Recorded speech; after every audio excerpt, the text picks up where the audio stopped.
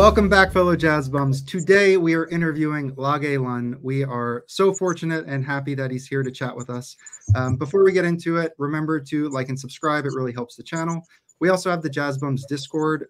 We're about 700 members. It's a great growing community, sharing a lot of fun conversations. So come and hang out with us there. And then we live stream every Friday. So come and check us out there as well. With that, I'm going to kick it over to Felipe to get us started. Thank you, Mike. Thank you, Chris. Thank you, Lage. Welcome back to the channel. So today we have this aspiring skateboarder, a Norwegian guitar player, Lage Lund. He picked up his first guitar during his teenage years. After high school, he moves to Boston, attends Berklee School of Music. In 2002, he becomes the first guitar player to be accepted at Juilliard and becomes a sought-after assignment, playing with David Sanchez Quartet, Maria Schneider Orchestra, Mark Turner, Seamus Blake, and many others. In 2006, he records his first session as a leader, called Romantic Latina for Ladies, followed by a stream of releases on Crisscross, including the acclaimed Idlewild in 2015 and Terrible Animals in 2019, where he records as a quartet. His work as a sideman is also extensive, and earlier this year, he also was in Melissa Aldana's newest record, their second collaboration on Blue Note, where he shared production credits as well. So here to talk about his last three recording for JMI with Tashawn Sawyer and Matt Brewer, called Ashes, his career, his side projects, future projects. We are very excited to have him here on the channel today. Welcome, Lage. Thank you so much for being with us today. Thanks for having me. I'm happy to be here. Thank you. Yeah, thank you so much. So the first question is we like to start with, like, what kind of music were you listening to as a kid? How did what was your family's musical taste and that sort of thing? How did you get into jazz? Right. I think, well, as a kid, I remember I loved Michael Jackson. I was really into Michael Jackson. First concert I ever went to, like sort of big arena concert, was when I was 10. My dad, I think it was supposed to actually be my mom that was going, but she got sick or something. So I went with my dad to see Prince. Oh, wow. When I was 10. And then besides that, so basically grew up like listening to a lot of pop music as a kid. My dad also had a really big record collection, like thousands of vinyls. And it was kind of everything, but really heavy on the sort of like electric blues side. There's a lot of, there's a lot of Stevie Ray Vaughan, there's a lot of Albert King, there's a lot of stuff like that, tons of Hendrix. So that was kind of stuff that was playing around the house all the time that I never sort of actively listened to, but it was always there, kind of.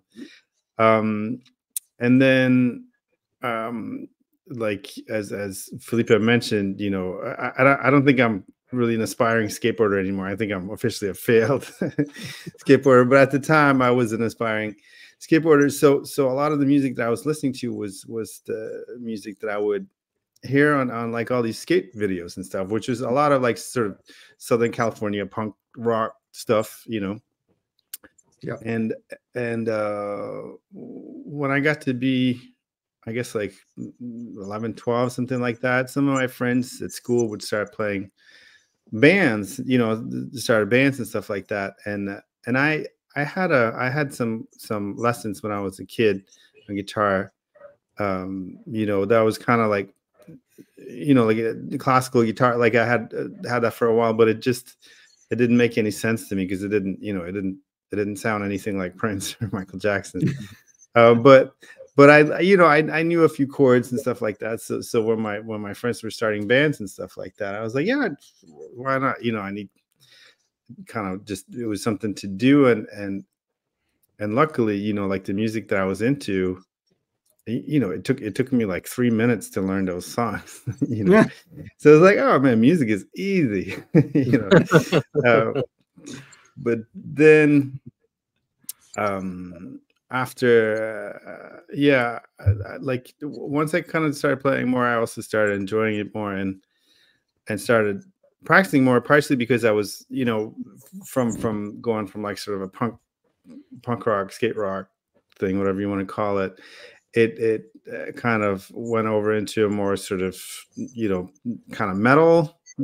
So you know, everything from like early on, like Metallica and stuff like that, but then gradually bands like Pantera, Sepultura, you know, where to play that you have to practice, you know, like that. So that kind of made me take it more seriously, spend more time on the instrument. And then after a while, then I started branching out to other stuff, you know, like there was a bit of a transition through some of the, you know, classic sort of like Guitar Hero things, like Steve Vai and stuff like that, who was like big favorite, you know, early when I was like, yeah, probably 14 or something like that, 15. But gradually then that sort of funneled into listening to and exploring people like, you know, like Mike Stern was an early one, Alan Holsworth definitely early on, and Scott Henderson too, who to me was like, Alan Holsworth I really liked, but it just sounded like alien music, you know, and Scott Henderson to me, I was like, I think I kind of understand some of the stuff that's happening, you know. And then it got more acoustic. So by the, I guess by the end of like high school, I was at that point kind of discovered, you know, Pat Martino was a big huge early influence, George Benson, and definitely Pat Metheny, probably the main one for a while. Particularly like at that time, he was doing, or at least at that time, that's when I discovered them. These records that he did as a sideman, you know, one with Joshua Redman called Wish, which has Charlie Hayden, Billy Higgins on it, and another one, I forget the name of the record, but it's a Kenny Garrett record where they play the music of Coltrane with Brian Blade and not Reeves, maybe, I'm not sure, but anyway, I think those records really you know, really blew me away, and I really liked just the sound of those bands, how they played, and I think probably to this day kind of, you know, laid a lot of the foundation of what I decided to do later, or a lot of the kind of band sounds that I enjoy listening to and being in. Real quick follow-up, Felipe. So how old are you? I'm 46 now.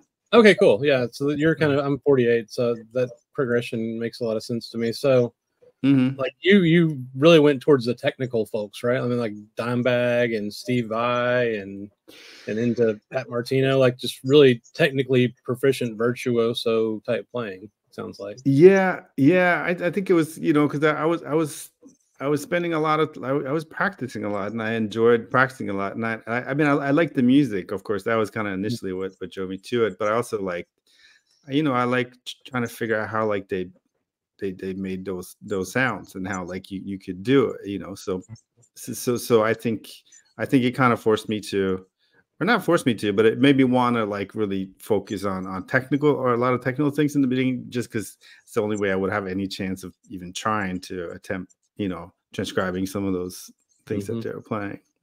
Absolutely.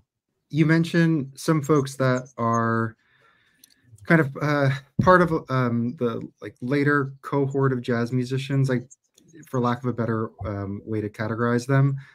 Do you ever go back to some of the older players, like, I don't know, like Joe Cinderella or Herb Ellis, Barney Kessel, like those early 50s and 40s guys, and do you listen to the later guys as well, like Grant Green and Kenny Burrell?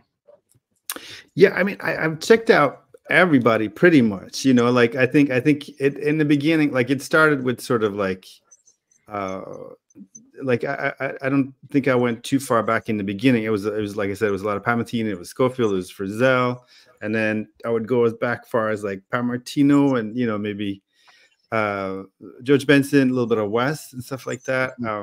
But over time, I kind of worked my way further and further back, you know. So it's like, for instance, it took me a while to get Jim Hall. You know, like everyone talked about him as like the hero, but I remember I saw him live around that time, and I didn't get it. You know, like I wasn't ready for it, because there's nothing kind of like, or not much that was sort of on the outside very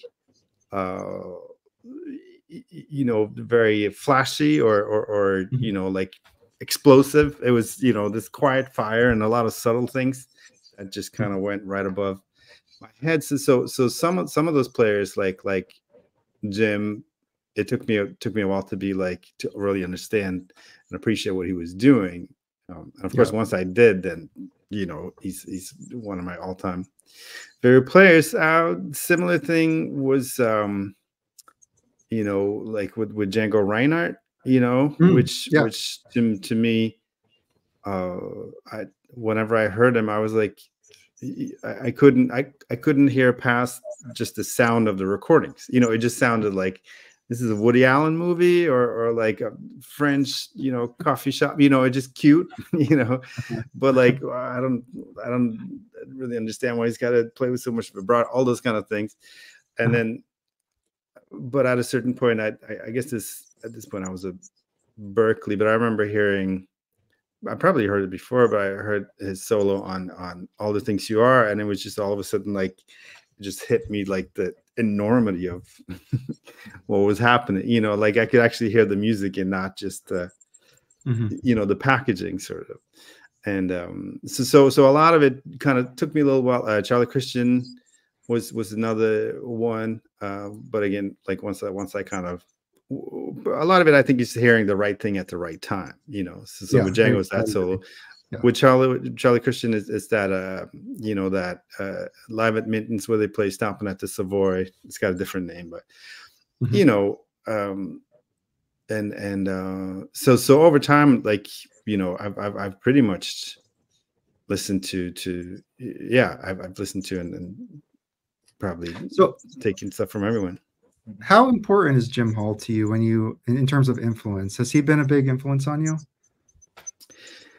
Yeah, his influence to me, like when I think of Jim Hall, I just think, again, it's like a very group sound kind of thing. Like those records with you know, with Paul Desmond, with Sonny Rollins, with Art Farmer, like that kind of quartet with guitar, you know, which to me, even though that was, like I said, with those Matheny records as a sideman, they were kind of like a big part of why I really discovered, you know, why I really grew to love sort of acoustic jazz, whatever you want to call it, so much. A lot of it is the same thing with Jim. It just has this like really warm group sound, and it's like a way of you know, it took me a while to really embrace it, but just that way of how the guitar can sort of be not trying to do like a bad impression of a piano player and not just being like another horn, but like have this kind of, there's a lot of texture that you can play with in between, where you still have a lot of the space, but you can also get a lot of, you know, or add some harmonic nuances and rhythmic elements and stuff like that. But Jim Hall, just, you know, I mean, mastery on every level, but as far as comping, whether it's, you know, those quartet records, or of course like the duo records with Bill Evans, it's the absolute highest level, you know. Just the pantheon of I need to revisit my Jim Hall. There's some great stuff.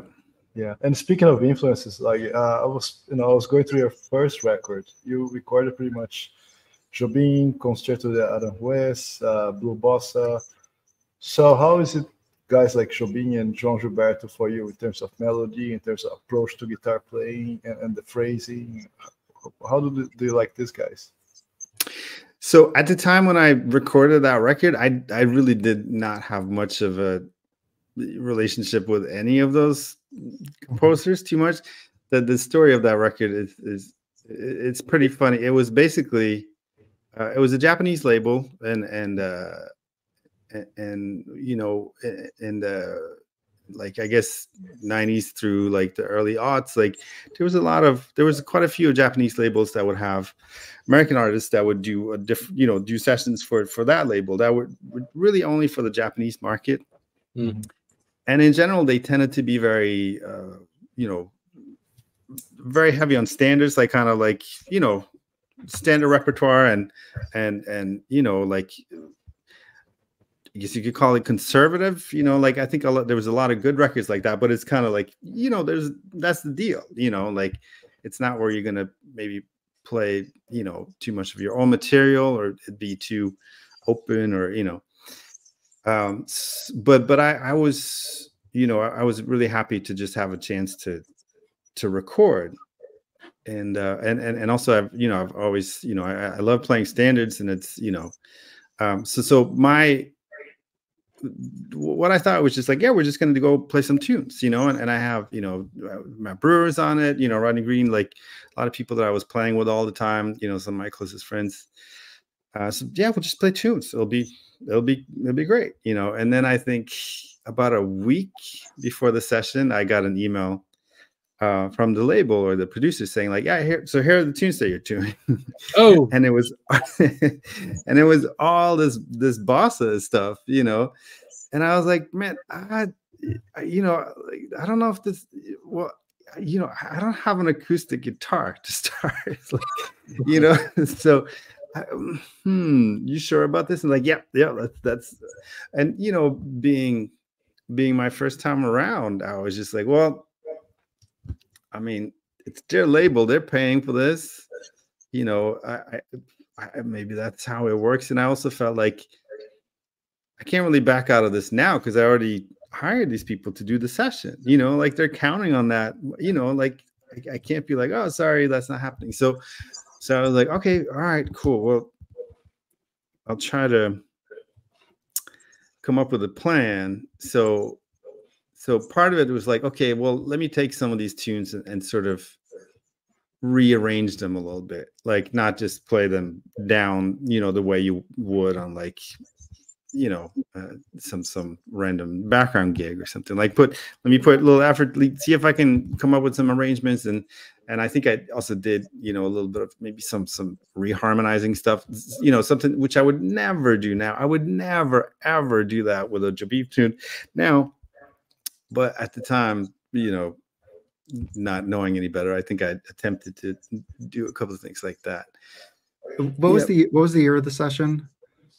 I mean, we're talking like, is this 2005? Probably. I think okay. You released in 06, yeah.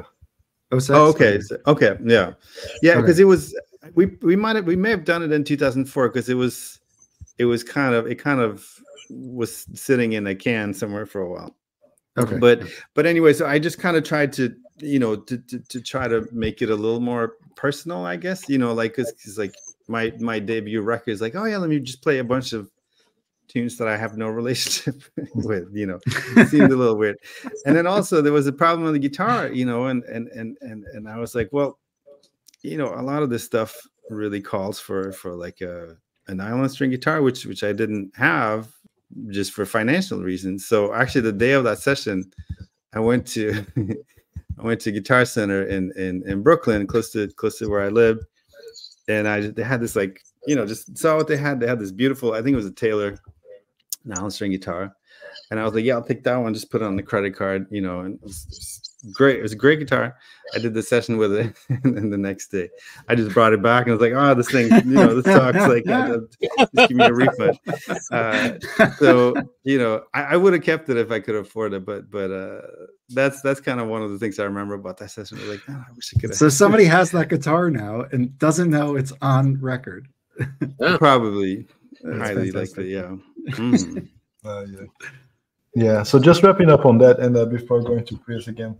So actually, also, yeah, I just to wrap up that story because it has the best thing about that whole story is the ending, or which is yes. So we did the session, right? And like I said, like I didn't hear anything for like probably over a year. Like not a word from label, producer, nothing. So I was like, okay, I think maybe they just they just decided to move on, and I was like, I'm cool with that. You know, like again, I love the musicians that I had on that session, and I think the playing is fine, but it just didn't feel like here's me, you know. So I just figured like, okay, well, they're not going to put it out. That's actually fine with me. And then I remember at some point I just got an email from somebody in Japan saying that like, oh, I see your record's coming out. Like, we're really excited to hear it, you know. And I was like, what's going on? And there was like a link to Amazon Japan, and I just saw this. I don't think there was a picture or anything, but it just said my name. It was like Lage Lund, and then it said Romantic Latino. So I was like, you know, like I probably have my morning coffee and did like a spit take, and I was like, what, you know, and so I finally got a hold of the label through the producer or something, and I was like, yeah, what's going on? What's up with this title? And then they were like, oh yeah, no, we think this is perfect for the record. It's gonna be great. And I was like, yeah, no. Like, so you know, so I was like, okay, well, I have an idea. Like, how about one, you know, you put out the record and it's under my name, but obviously a different title. I'll pick a different title. Like it could be just like something like standard, you know, like it doesn't have to be something special, but not that, you know, like I'm definitely not Latino. I don't think I'm very romantic either. Like, or, you know, it just like, this makes no sense. So, and so they were like, oh, the problem is, you know, we've already printed all the covers. Because the other thing I was going to say is like, okay, you can also keep the title, but then just change my name. Like I'll put it out under a pseudonym, which I'd also be totally fine with. But they were like, unfortunately, you know, the covers are printed. So, so the only thing we can do is to add something more to the title. So I was like, okay, well, I guess maybe if I added something to just take it all the way over the edge, you know, where it just just becomes ridiculous. So I was like, okay, all right, how about we do this? So you keep it the way it is. It's Lage Lund, Romantic Latino, but then under, can you add for the ladies? And then they were like, we love it. It's great. It's great. And so yeah, that's there and you know, like, and then that of course that photo is just like from the session, just like yeah. But it was a great learning experience. It's a great learning experience. It's great story. For sure. Yeah, we usually find from musicians, I think the best stories are like early in the career, right? Because there's just so much exploring and learning. Well, this goes to show you, bring your artist into the production process, people. Early. Don't spring a title on him. Right. Yeah.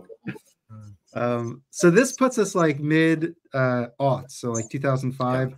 This is when you can you tell us about the Monk Prize? Is it a competition? Yeah, it's a competition. Okay. It was a competition. Yeah. So can you just, for people like I'm aware of the Monk Prize, but unfamiliar about the actual competition piece of it. Can you kind of talk about your experience through that? Yeah, I mean, it's just something. You know, it's just something that I'd known about for a while. You know, it's kind of like, I guess, how a lot of people started their career. You know, everyone from at that point, like I knew Joshua Redman had done it. I think like Chris Potter. You know, a lot of people, and including Seamus Blake, who I was playing with a lot at that time. You know, it rotates whatever instrument they do all the time. So when the guitar came up, I think it'd been like 10 years or something since the last time.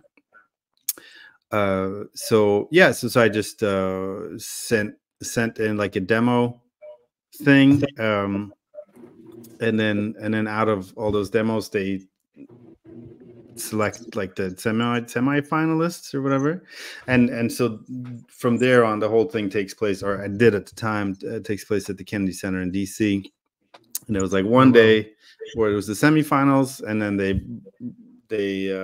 narrowed that down to 3 for the final. So yeah, so that was that, I mean, I think I just tried to think of it like playing a gig, like music is not a competition. It's ridiculous, but it was just a chance to sort of to meet people, like the judges for one, like Russell Malone was there, Albertino was there, George Benson was there, and then Herbie was there, so just kind of brushing shoulders with all kinds of royalty that I hadn't had a chance to do before. That was that. It was just it was like a weird weekend. So and then, for like eligibility, is it I mean, these are, I mean, is it professional musicians? Like, who submits to it? Is it usually up and coming? Is there any limitations for who's supposed to be able to participate? Yeah, I think it's, we're going back like almost 20 years now, so things could have changed now. I mean, it has changed now, including the name. It's now called the Herbie Hancock competition, I think, or the institute. Okay. But at the time, the rule was like you could not have released an album on a label. Okay. And I think also you had to be under 30 or 35, something. I think they actually changed it because of Shameless. But yeah, there was an age limit. Let's go back a little bit. So was this after school, the monk competition, like after you were? This was towards the end of school. So this kind of all happened around the same time, that record and this thing, and then I was a my second year, I guess, at Juilliard.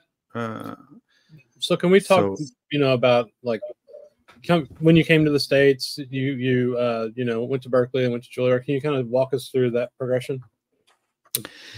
Yeah. So I came to Berkeley, I think it was 97 probably. And the reason I came was because, like I mentioned, like by the end of high school, I was pretty sure that I wanted to do something with music. Like I was basically just practicing all the time, or as much as I could, and I was really interested in it. But I also started listening to things like I remember, Love Supreme. I think maybe some Miles, starting with probably like Kind of Blue and stuff like that, but gradually going into like Miles Smiles and stuff like that. And there was a lot of music that I really, really loved, but I had no idea what was going on really. But there was just something there that I was really sort of pulled toward. And so I growing up in Norway, there's a lot of amazing musicians here, especially considering the it's a tiny population, and I was very exposed to and influenced by the whole sort of Nordic ECM kind of tradition, which I really liked, and I still really do, but I felt like I think I kind of understand how it, like I think I get it, but this whole like Herbie, Victoria, Alvin, trained Miles stuff, it just seems like some kind of magic that I don't know what's going on, and I figured that in order to really learn about it, I didn't think that I could really do that if I stayed here or there in Norway. So so that was the beginning of that, and then I actually went, when I started Berkeley, I went with another friend of mine from high school, that kind of told me about Berkeley. He was just like, yeah, everyone went there. Like Brantford went there, Tane went there. You know, like it was like, oh, I guess let's go to Berkeley. You know, yeah, that's what led me there initially. I couldn't find too much information on this, but did you collaborate with Wynton Marsalis at Juilliard? Was that part of the program at the jazz program at Juilliard that you were a part of? And can you talk about your relationship with him? Yeah, I mean, there's not too much of a relationship with Wynton, except, you know, I've always been a fan. Like, you know, Black Coats from the Underground is just, you know, like Standard Time, Live at Blues Alley, like those records are iconic to me. You know, J Mood. I mean, to me, they still really hold up. They're just it's amazing music. But I was first sort of around him when I got to Juilliard, because at the time, you know, it was a tiny little program, and he was very involved. So he would be around quite a lot, and he would do master classes, give us master classes and stuff like that. And yeah, I was very kind of terrified of him in the beginning, because he was also like, you know, every time I saw, if he ever mentioned anything to do with guitar, it was always about like how much the instrument sucks. You know? And I was like, you're right. I agree. I kind of agree, but you know, it's just like too late for me to, you know, I'm kind of stuck. So I was, yeah, but he was, I mean, he was super supportive when I was in Juilliard, and was really like, yeah, like just really, you know, encouraged me and said a lot of really nice things that made me feel like, oh, maybe there is a place for me, you know, like to do this. I do want to follow up. Yeah. Sorry, I was just going to say, you mentioned like he joked around with the guitar thing, but that is like, I've heard other jazz fans talk about their favorite instruments, and some of them say they just don't like guitar. Have you like experienced, like, is that like anything that has ever come your way in terms of like how you've experienced the music, and I don't know, just like perceptions? Because it does seem like, even myself, like when I first got into jazz, I was way more into saxophone and trumpet, and then guitar came in a little bit afterwards. So I don't know, you know, I just wanted to ask about that. Yeah, I mean, I've experienced it also because I used to completely agree with it. You know, like it would, like for me for a long time, it was just like, it's just too late for me to start from scratch. You know, like I love piano, or like I would love to play bass maybe, but I put so much, you know, like it's too late for me, kind of. And so, you know, 98% of what I was listening to, there was no guitar there, you know. But you know, yeah, I was just to go, like, I've been listening to a lot of earlier stuff, like from the early 50s, and the Oscar Peterson trio was piano, guitar, bass without drums for a lot of sessions, and guitar was like really on everything in that earlier stuff, with usually like a horn or a couple horns. But yeah, as I was going back, I was just kind of thinking about how much guitar is included here. It's like always included. And then I do think, like, maybe as it evolves, you know, and when you think of like those early Blue Note sessions, you know, Messengers, you know, sessions, they're guitarless. So I think that might skew people's kind of I guess introduction to guitar and jazz sometimes, if you start with that early Blue Note stuff, which a lot of people do. Yeah, absolutely. And then if you think about, you know, Coltrane Quartet, Miles Quintet, you know, like that is sonically like not really a part of that. And a lot of people, I think, also associate, when they hear a guitar, it's like, okay, well now, you know, it's going to be more like a fusion-y thing, or like a rocky thing, or it's going to be more like a retro thing, you know, like an earlier kind of thing. So, and I think both of those can kind of maybe sometimes lead people to yeah, I have maybe some sort of negative associations with the instrument for some reason, or expectations if we wouldn't want to hear. But I do think it's gotten. I do think it's much less of that. I think at the time, you know, so coming up in the late '90s and stuff. You know, I mean, there were guitar players as leaders. You know, like you had, like, for instance, like John Scofield's, you know, incredible quartet with Lovano, and like where the guitar as the accompanist, you know, like all of it is just amazing. Those Martini records I talked about, you know, some amazing Purcell recordings. So they were around, but as it, like, on somebody like a sideman on everyone's record, not really. And that's really kind of what my dream was to be, you know, like I wanted to play with a lot of different people. And but I think to me, I think two people that really kind of helped to open that door in a way was out of sort of the you know, at that time, especially the younger generation, was Peter Bernstein and Kurt Rosenwinkel. You know, that kind of made it where, like, somebody like Pete is playing with a bunch of people, you know, and it's just like, and he's not, it's not taken in a sonically, like, different context, you know, like he could have been a trumpet player or a piano player, you know, like, but just the way that he could, you know, fit into all these different situations so beautifully, and also seemed like he was just playing himself, you know. And then Kurt, obviously, you know, that quartet, you know, with Mark and Ballard and Ben Street, the whole sound of that, the whole compositions, that was like when I felt the change where people were just like, oh, like, just I think a lot of my friends, you know, that I went to Berkeley with and stuff like that, that was definitely the first record they'd ever bought, I think, where the guitarist was the leader. You know, like they, like, so those, yeah, those two, just in terms of influence, but also in terms of like how they have impacted how guitar was seen.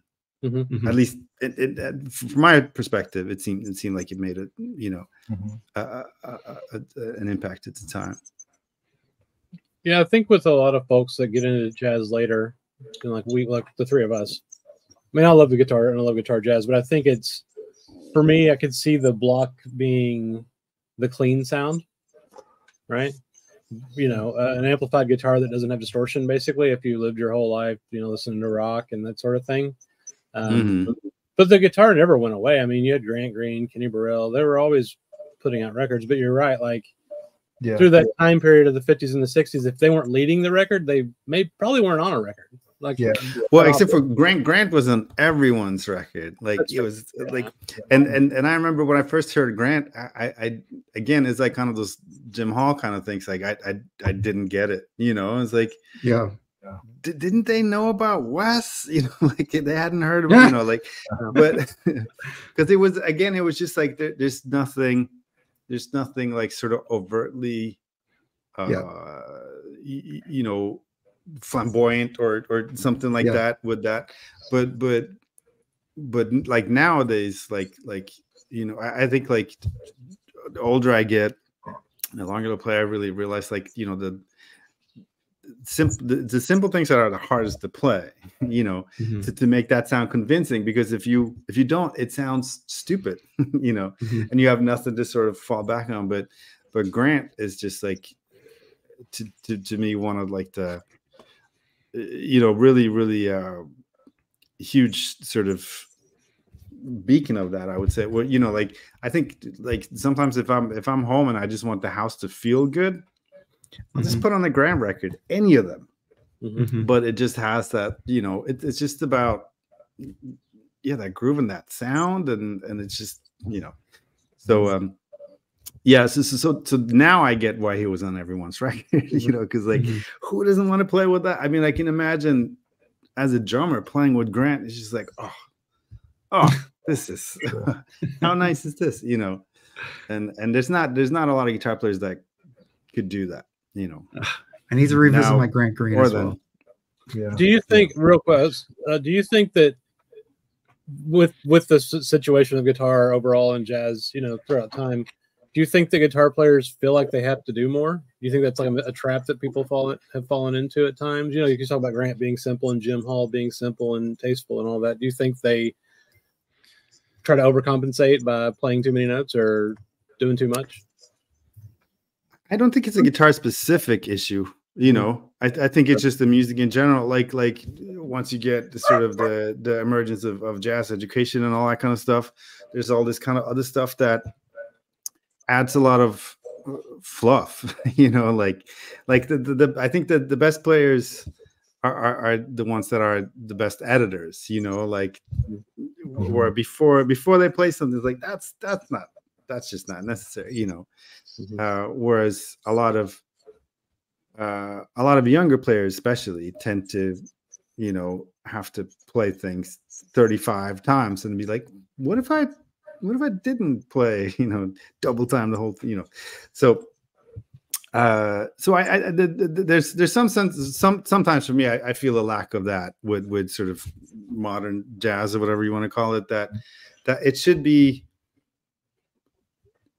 be like this rarefied, like, you know, intellectual pursuit. I mean, it can be, and that's great, but if it doesn't have this kind of just some where it speaks to you directly, you know, just like on a human level, then I mean, it might be interesting, it might be all that, but I'm not going to probably listen to it again, you know. Right. That makes a lot of sense.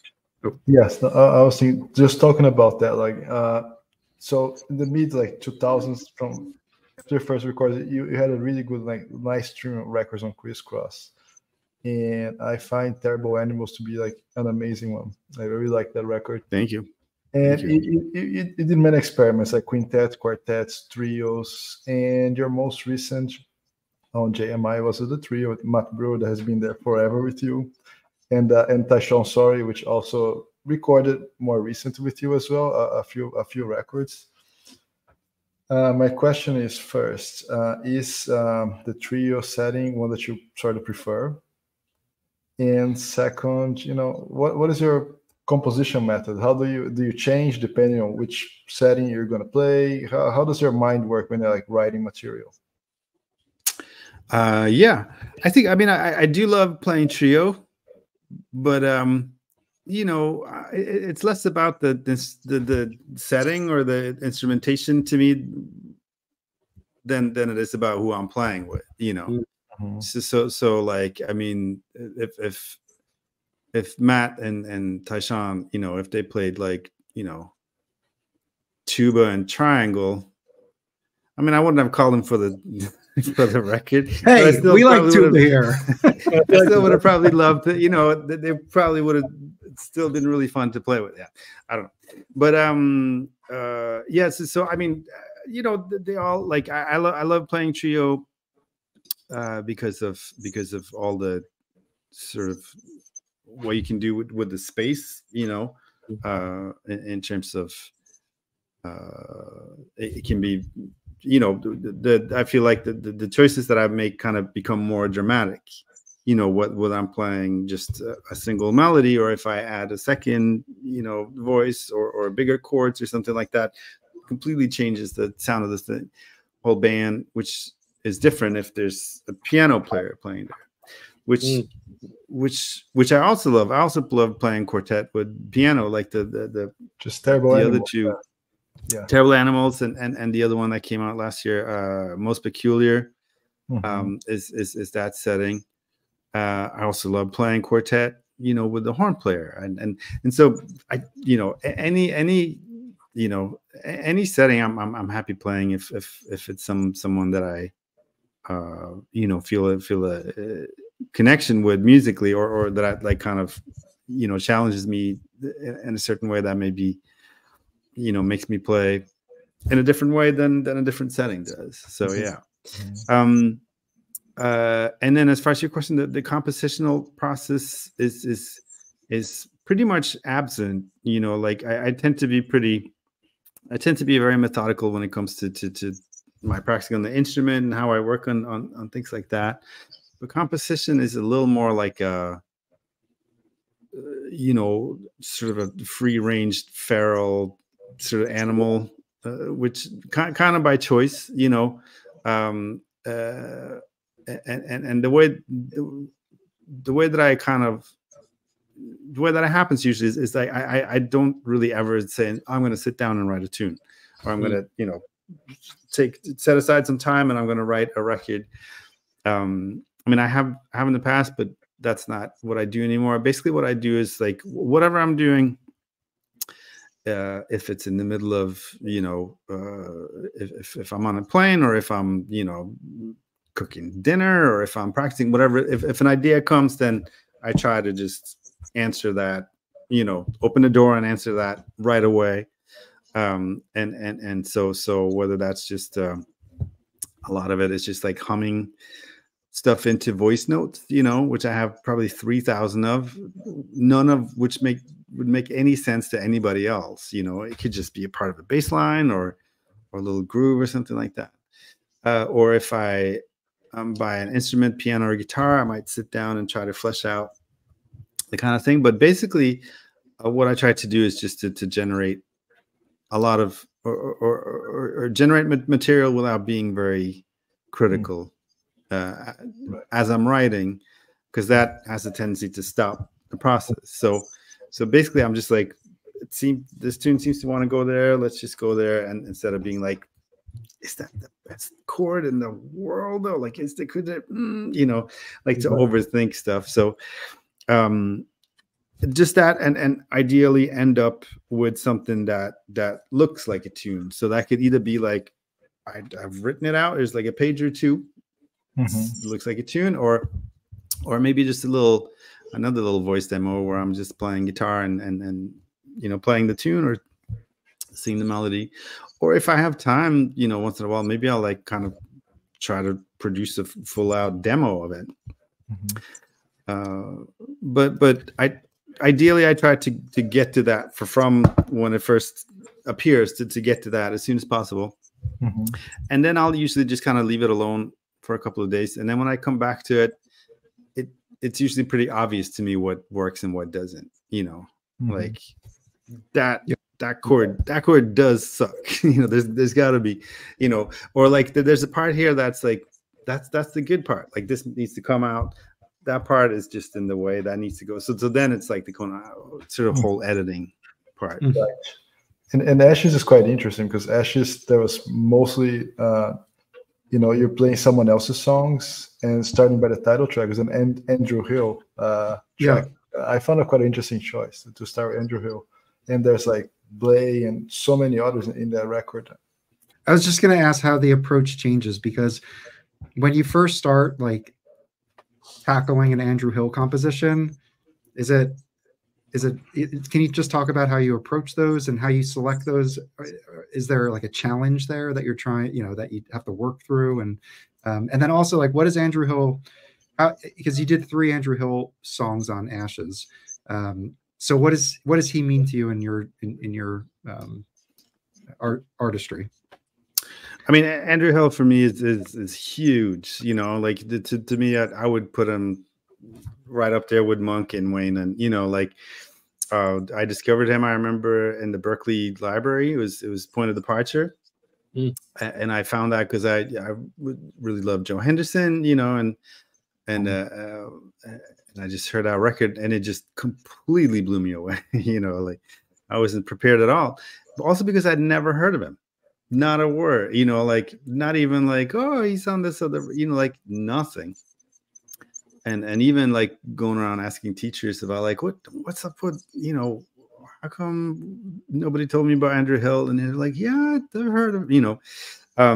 So I just became obsessed with. So it was Point of Departure, and then the second one I got was Black Fire, you know, which completely, you know, and then so I mean, what he did, I think he recorded like 7 records in 1 year, I think, you know, that like Judgment, Smokestack.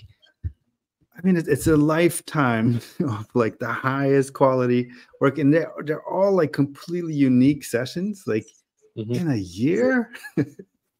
I mean, he's so I mean, yeah, he's just unbelievable. But I just love this writing so much, and I think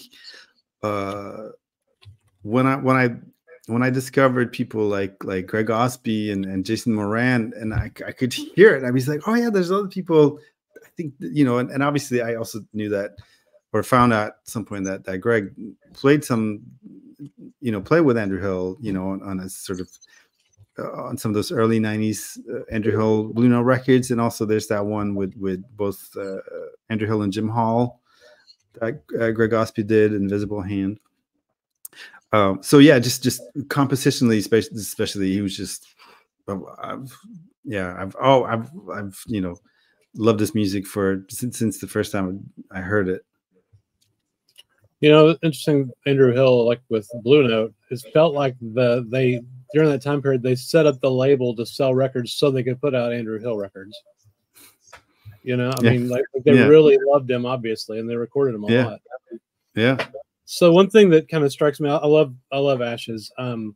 With the Andrew Hill stuff and like Carla Bley, I love the kind of outside tunes with y'all's, just like with your, especially your beautiful tone and kind of the way you played them. I think it's really unique. And thank you. Can you just kind of talk about the concept of the album? Like, yeah.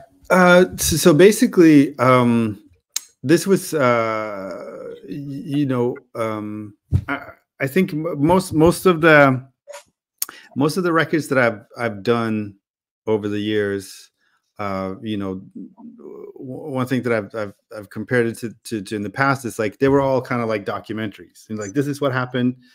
We had, you know, this amount of time in the studio, we played this, and that's pretty much what you're getting, you know.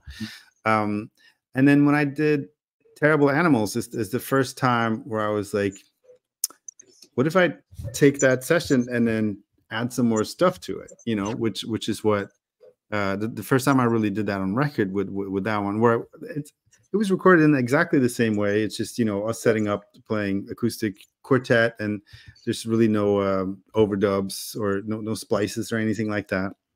But after we did it and I brought it home, and I was, you know, like, what if I just this second voice that I would like to bring up a little bit, or just, you know, like, so I started adding some of these more production elements to things, you know, which I also really enjoy, and I like the way of doing it where it's not in any way a part of the recording session. It's just like, if it occurs to me later, I'll add it, but as I'm recording it, I have no plan, I have no intention necessarily of doing anything like that. So I did that record, and then I also did the same for, well, I've done two records now that I produced for Melissa Aldana for Blue Note, where I did that same kind of process where after we recorded it, I would bring it back and then start layering some things and adding some things, and, you know, again, which I like doing it, and I think I like using the studio in that way, where it's not like it's not a live gig, you know, like it doesn't have to be just like the you know, the very sort of documentary, you know, style of making or projecting a story, you know, and it can be super fun. But at the same time, I'm also, you know, like, because I'm doing it at my home studio and on my own time, you know, there are probably things that I've spent, I don't know, like 60 hours on, you know, that you would never hear unless I pointed it out, you know, like these little details. So you can go a little crazy, you know, you can get a little like loopy. So having done, after having done a couple of those in a row, when I did this Ashes session for JMI Records, you know, first of all, their whole profile is like this is an analog label, you know, so like down to like the pedals I'm using, you know, like, oh wow. So and we were recording, you know, live to tape, you know, like which I've always wanted, you know, and I've done, you know, like I've done several records that were kind of done in that way, especially with with a great producer and engineer, Jimmy Katz, who did a few different things. But there's no really touching anything after it's recorded, and mixing is pretty much set. You know, like it's very like, this is what you're gonna get, and so I was kind of really. I was really ready to do make a record like that again, you know. But at the same time, I didn't want to play sort of standards, you know. I love playing standards, but at the time, I just didn't feel like I had a vision for that was like something that would have been dramatically different. Yeah, it wasn't that. So, and I didn't want to play my music necessarily. So I came up with the idea, and also knowing that, like, you know, for this session, you know, with Tyshawn and Matt, we were not going to meet up before. This was like in the depths of Corona. This is like December 2021, I think. So I remember coming to New York, and it was just dead, you know. So there was no rehearsal, nothing like that. And then I thought, like, okay, you know, that's fine, but I wanted to play like tunes that were kind of like naughty, and like not naughty like bad, but like with a KN, naughty, like just kind of strange, you know, like idiosyncratic. You know, like a lot of, like, because there were definitely tunes like that I've listened to over the time, and a lot of Andrew Hill's music is like that. It's like, I love that so much, but what's going on exactly? You know, like, and so going back and like listening to some of those versions, like, yeah, I'm not sure if he and the bass player are like in the same place, you know, right here, you know, like, or two versions of Carla Blaze tune is like. Some things are similar, but you know, so it was kind of like I would take little things from here and there, but it seemed to be like, yeah, kind of what I liked about a lot of that music too was like it's a little kind of not opaque, but a little like it doesn't kind of reveal itself to you, and like it clear, you know. Like here's the form and here's the melody, or you know, right. Like it's all there, but you kind of got to look for it a little bit. So that was the thing. So it was I think most of the tunes, both Matt and Tyshawn had heard them, or maybe even yeah, I think Tyshawn said he had played some of that music before. I don't think Matt had, and I hadn't. And so kind of on purpose, it went in without like. Without talking about any kind of arrangement. I hadn't really looked at the music. I just wanted to have it. I wanted it to have the sound of people kind of discovering music for the first time, you know, where, and especially with people like that, it's not about nailing it, you know. I mean, obviously they're going to nail it, but no, absolutely. It's kind of finding like, what is this sound, and where should it go? And there's something about the first, you know, take, maybe two, that has that kind of like exploring quality. So I figured, yeah, let's get some tricky, like kind of, you know, kind of like slightly strange pieces of music, and let's not really talk about it or prepare at all, and then just play and see what happens. And I figured with those two, that's not even really a gamble to take. It's just like, you know, it's going to be fine, you know.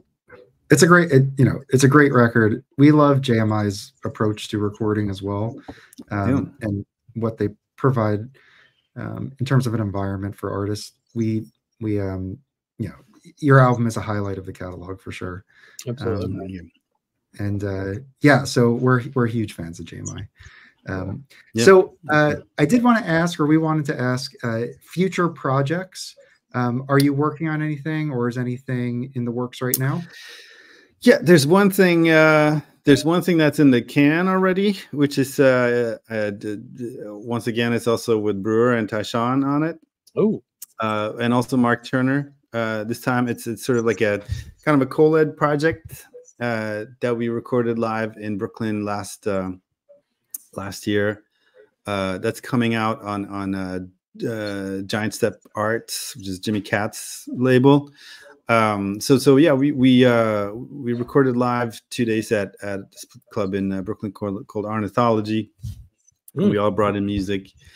So that's the next one, and then we're doing another one with that same band in I think it's December. Okay. So Cool. yeah, I'm just gonna keep recording with Tyshawn and Matt, I guess. Oh yeah, sounds like It's time to retire. Great idea. We'll Love link to Lage's website. We'll link to the JMI website, and anything else social media wise. We'll link up for Lage as well, so you can check out that stuff in the description. I know we've been going now for over an hour, so thank you so much for your time, guys. Do you have any final questions? So how long are you staying there? When are you coming back to the US and playing here? Yeah. Next time I'm playing in the US, for sure is I'm at the Vanguard with Melissa the first week of November, I think. Okay. There's possibility of something in September too, but not confirmed yet. I don't really have any more questions. I just want to really thank you. This has been a great conversation. Thank you for spending time with us and sharing Thanks for having me. your music and your life. Absolutely. Awesome. Thanks, Lage. Hopefully we'll continue the conversation and get you back on the channel at some point. With that, everybody, thanks for sticking around. Please share this, leave a comment, let us know what you thought about it, and we'll see you all next time. Thanks. Thank you. See you.